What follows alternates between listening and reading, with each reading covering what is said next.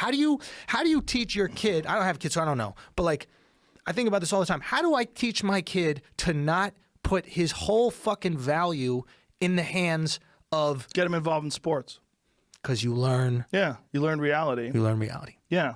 If you don't get that ball in the net, it does not score. You know? There's no points for effort. Yeah, it doesn't work that way. You got to learn what real life is. And you got to learn that it feels uncomfortable to fail, but that uncomfortable feeling that you get is fuel. And then it will projects you let your kids fail? Will you let them fall on their face? They fall on their face all the time. My kids do sports. You know, they've been involved in athletics in some form, whether it's martial arts or gymnastics, since they were little. They do things that are difficult. We do stuff as a family that are difficult. We do like escape rooms. We play games. We do things that are hard. I don't let them win. Good. Yeah. I mean, my little one, I let her win sometimes and stuff. Like, we play carnival games against each other or something like that. I'll let her. Carnival games? Yeah, like we go to like circus.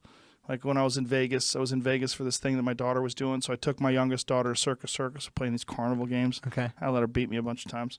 Shh, don't tell her. But we're having fun. We're just laughing, and being silly, talking trash to each other too. Yes. She high fives me and stuff. It's fun. But I think there's value in learning that it sucks to lose. Yes. Because that makes you reassess like what you did that the other person did better and how do I beat them. Yeah. It's like we were talking about weed making you nervous and makes you paranoid. Like, I like that. What I like is, look, I'm entirely too successful. I like to feel vulnerable.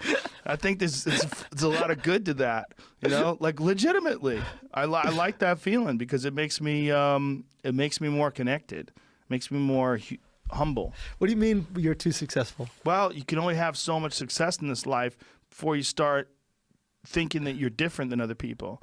You know, you're thinking that you're something special. No, you look, if you're on a path, right? If everybody's on a path and you start off here and then X amount of years later, you're way away. Yeah. You could start thinking, oh, I'm better than all those motherfuckers. Yeah. But you're not. You just have been on this path longer and you haven't fallen off of it.